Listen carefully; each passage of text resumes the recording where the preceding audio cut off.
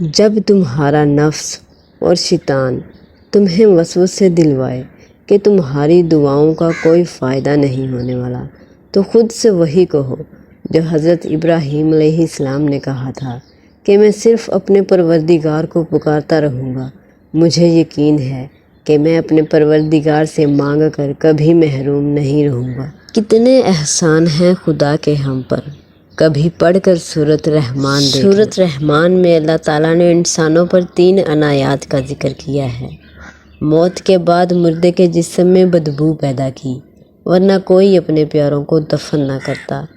گندم اور اناج میں کیڑے پیدا کر دیے، ورنہ لوگ اسے سونے اور چاندی کی طرح ذخیرہ کر لیتے، اور بعض لوگ بھوکے مر جاتے۔ مصیبت اور دکھ کے بعد صبر اور سکون دیا، ورنہ زندگی کبھی خوشگوار نہ ہوتی۔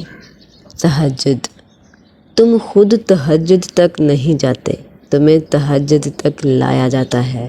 تم خود سجدوں کو نہیں چنتے، تمہیں سجدوں کے لیے چن لیا جاتا ہے۔ تمام رکے ہوئے کام اور بند دروازوں کی چابی ایک ہی ہے، وہ جسے لوگ استغفار کہتے ہیں۔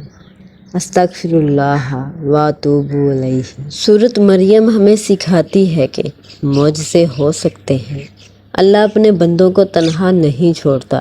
مشکلات کا حل اللہ ہی نکال سکتا ہے، بے شک سب اللہ ہی کے حکم سے ہے۔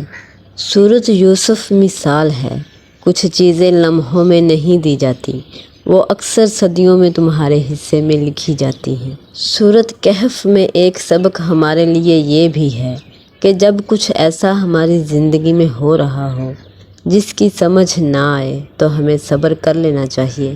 دعاؤں کا مسلسل تمہارے لبوں کی تسبیح بن جانا اللہ کی طرف سے تمہارے لیے قبولیت کا ایک اشارہ ہے، اور دعائیں مانگتے رہو، اسے اپنے بندوں کے اٹھے ہوئے ہاتھوں کی لاج رکھنا آتا ہے۔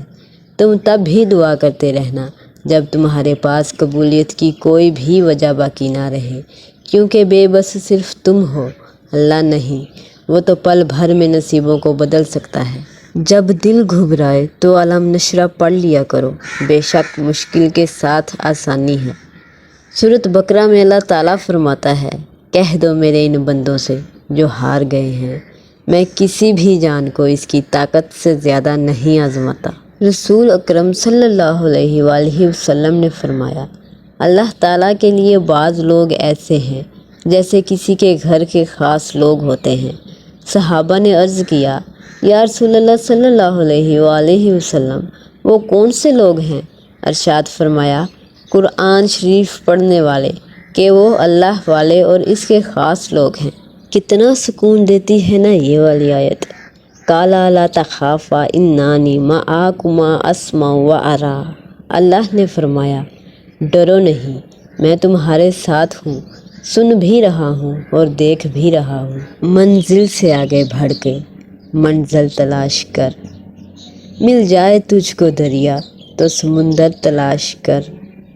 ہر شیشہ ٹوٹ جاتا ہے پتھر کی چوٹ سے، پتھر ہی ٹوٹ جائے وہ شیشہ تلاش کر۔ سجدوں سے تیرے کیا ہوا، صدیاں گزر گئی، دنیا تیری بدل دے وہ سجدہ تلاش کر۔ اے اللہ، جو میرے مقدر میں نہیں لکھا، اس کی کوشش اور تمنا میں مجھے مبتلا نہ کرنا، اور جو میری تقدیر میں لکھ دیا ہے اسے میرے لیے آسان کر دے۔ آمین ثم آمین۔